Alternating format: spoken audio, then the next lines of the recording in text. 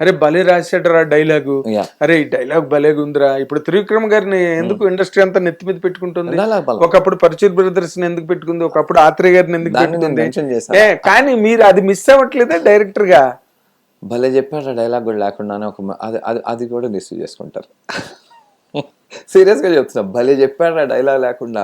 నేను 2 గంటల కథని డైలాగ్ లేకుండా నేను కూడా అర్థం చేసుకోగలిగానా అని చెప్పి మీరు ఎంజాయ్ చేస్తారు.